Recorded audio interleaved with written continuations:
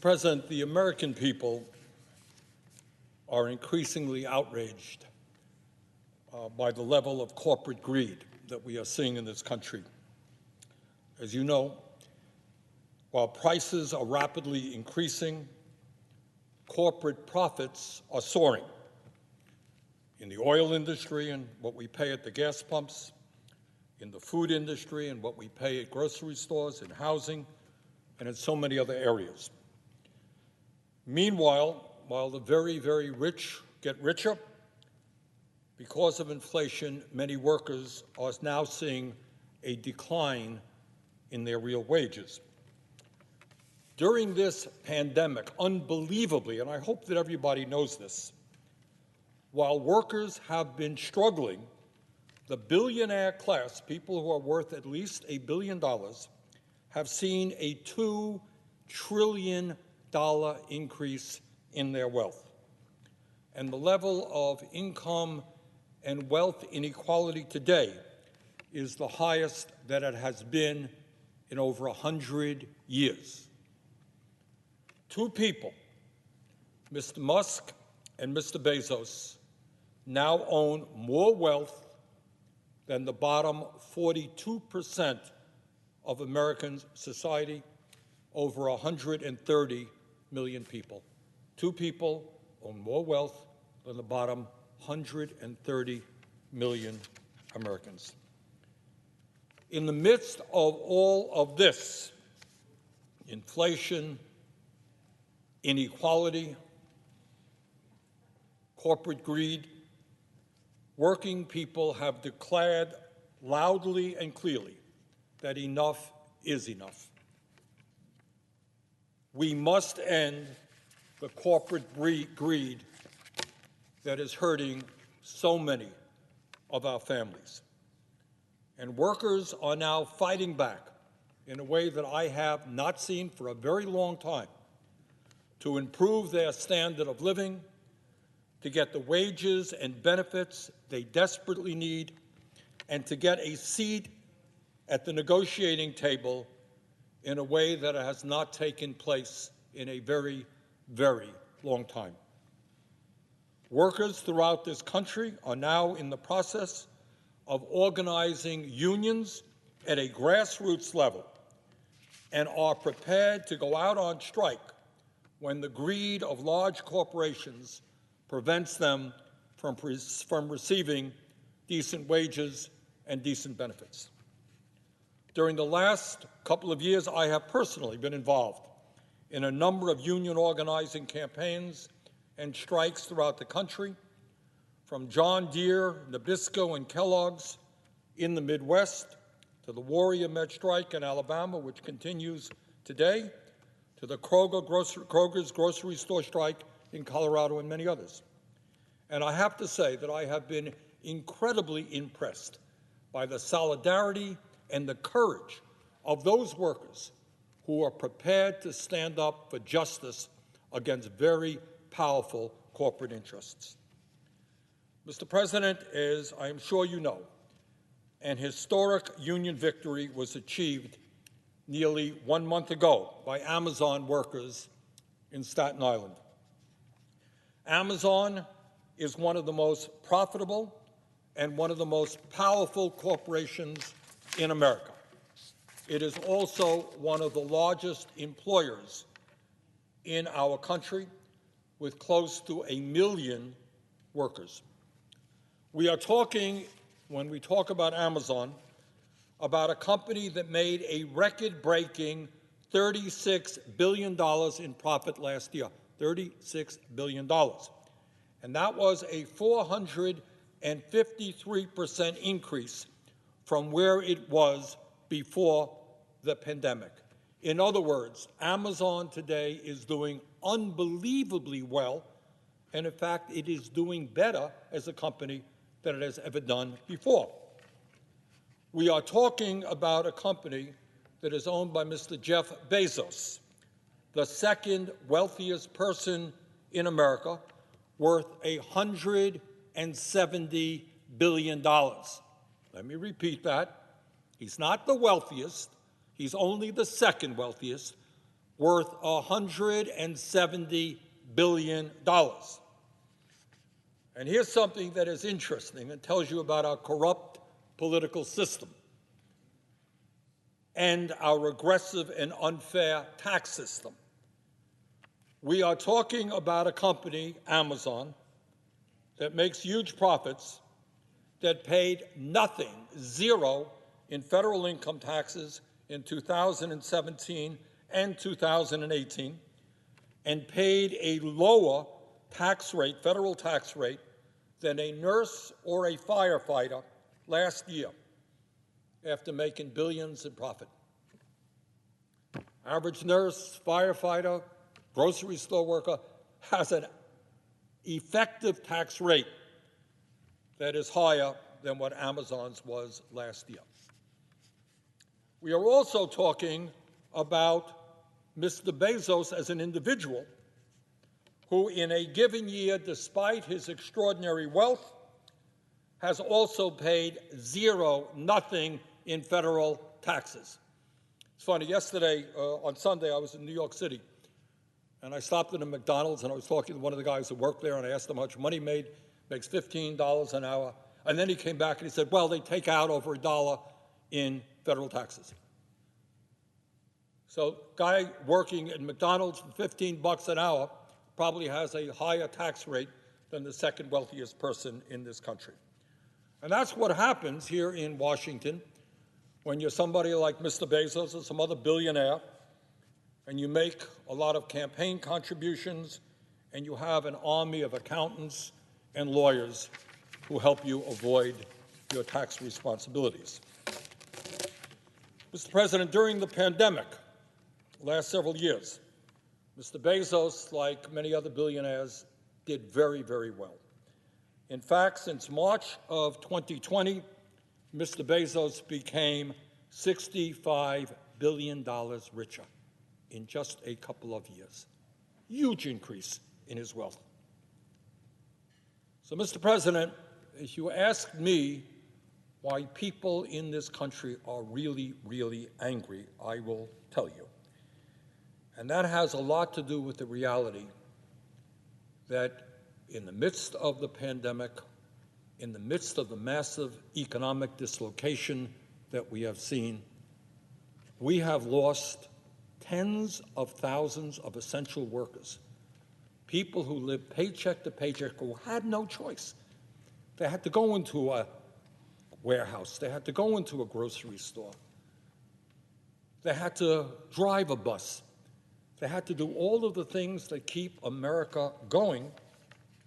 And as a result of that, having to go to work, thousands of them contracted COVID, and many thousands actually died.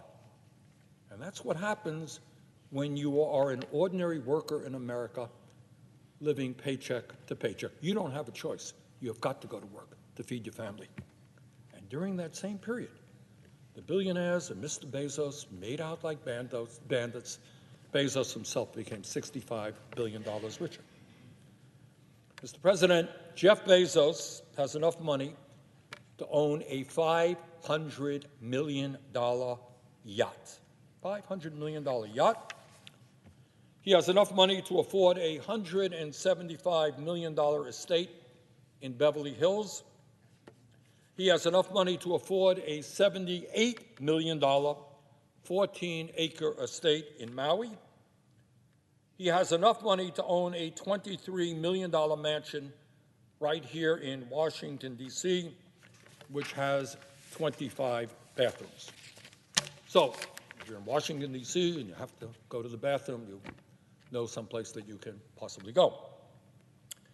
Mr. Bezos has enough money to buy a rocket ship to blast William Shatner to the edge of outer space.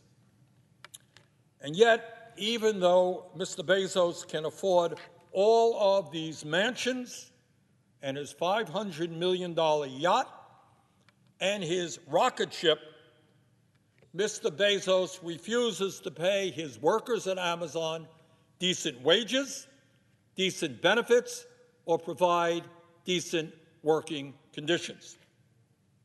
And that, Mr. President, is what excessive greed is all about, and that is why the American people are saying enough is enough. The American people want action from the President, they want action from Congress, and we have got to deliver. From the very beginning of the union organizing effort until today, Mr. Bezos and his company have done everything possible, legal and illegal, to defeat the union effort. In fact, Amazon cannot even come to grips with the reality that workers in Staten Island won their union election fair and square. In order to stall the process out, Amazon's lawyers have appealed that election result to the NLRB.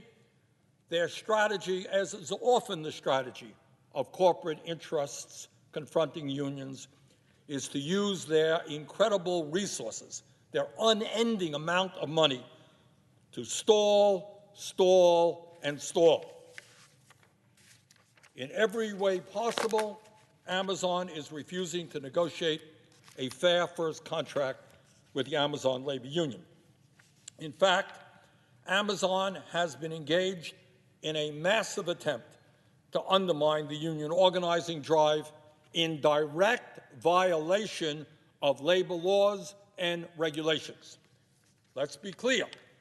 Amazon has already been penalized more than $75 million for breaking federal discrimination and labor laws. Amazon is currently being sued by the National Labor Relations Board to reinstate a worker who was illegally fired for organizing a union. To date, there are currently 59 unfair labor cases against Amazon pending at the National Labor Relations Board. Several current and former employees at Amazon have alleged that the company has engaged in illegal harassment and discrimination based on race, gender, and sexual orientation. Amazon misclassifies delivery drivers as independent contractors rather than employees in order to evade tax, wage, and benefit responsibilities. Amazon's inadequate workplace safety policies also pose grave risks to workers. If you can believe it, and this really is quite unbelievable, according to a New York Times investigation, Amazon warehouses have a 150% turnover rate, 150% a year. Workers come into the warehouses, they are worked as hard as humanly possible, and then after they are exhausted and physically broken down, they leave. And then a whole new set of workers comes in, and the process continues. Further, in some locations, their workplace injury rates are more than 2.5 times the industry average. I was in Staten Island on Sunday talking to some Amazon workers, and they tell me that injuries take place every single day, and many of them go unreported. Last December, 6 Amazon workers died after they were required to continue working during unsafe weather conditions in a warehouse that did not have appropriate safety facilities or policies. It is abundantly clear that time and time again, Amazon has engaged in illegal anti-union activity. Mr. President, Amazon may be a large and profitable corporation. It may be owned by one of the wealthiest people in America, but it cannot be allowed to continue to violate the law and the rights of its employees. If working people are asked to obey the law, they do it or they get punished. That same principle must be upheld for a large and powerful corporation like Amazon. And that is why this morning I sent a letter to President Biden urging him to sign an executive order to prohibit companies like Amazon that have violated labor laws from receiving federal contracts paid for by the taxpayers of America. And let me quote directly from the letter. Quote, "Dear President Biden, last September, I was delighted to hear you state that you intend to be the most pro-union president leading the most pro-union administration in American history." End of quote. That's from President Biden. At a time of massive income and wealth inequality, where too many workers are falling behind, your sentiment, Mr. President, is exactly right. We need to build the trade union movement in America and allow workers to engage in collective bargaining. One of the most effective ways for you, that is President Biden, to begin accomplishing this important goal would be to ensure that no corporation that is engaged in illegal anti-union activities receives a contract paid for by the taxpayers of the United States. That would be enormously effective in curtailing the illegal activities of companies like Amazon. And I then continued in saying in my letter to the President, as you will recall, Mr. President, during the presidential campaign, you promised to, and I quote here, institute a multi-year federal debarment for all employers who illegally opposed unions, and to, quote, ensure federal contracts only go to employers who sign neutrality agreements committing not to run anti-union campaigns, end of quote. That's what President Biden said as a candidate for president. And then I say in my letter, that campaign promise was exactly right. Today, I am asking you to fulfill that promise. As you may know, Amazon, one of the largest, the most profitable corporations in America, is the poster child as to why this anti-union busting executive order is needed now more than ever. And, Mr. President, I would ask unanimous consent to include the full text of my letter into the record. Without objection, so ordered.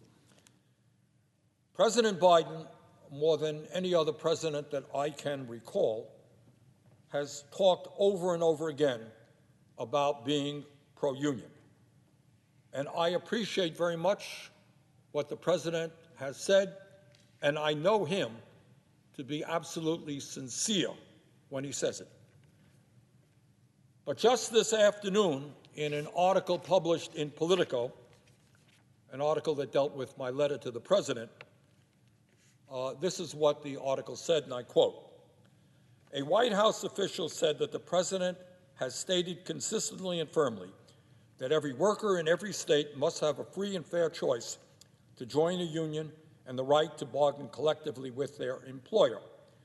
The official, who declined to be named, added that Biden believes there should be no intimidation, no coercion, no threats, and no anti-union propaganda from employers while workers are making that vitally important choice about a union," end of quote. That is a statement from a White House spokesman this afternoon. But what I would say is that what this official said that President Biden doesn't want is precisely what is happening at Amazon right now. There is intimidation. There is coercion. There are threats and anti-union propaganda. In fact, what President Biden says should not be happening is precisely what is happening at Amazon. Therefore, it is my view that the time for talk is over. The time for action is now. Taxpayer dollars should not go to companies like Amazon and multi-billionaires like Jeff Bezos, who repeatedly break the law. No government, not the federal government, not the state government, and not the city government, should be handing out corporate welfare to union busters and labor law violators. So today I say to President Biden, You promised to prevent union busters like Amazon from receiving lucrative contracts from the federal government. Keep that promise. Thank you, Mr. President. With that, I yield the floor. And I guess note the absence of a quorum.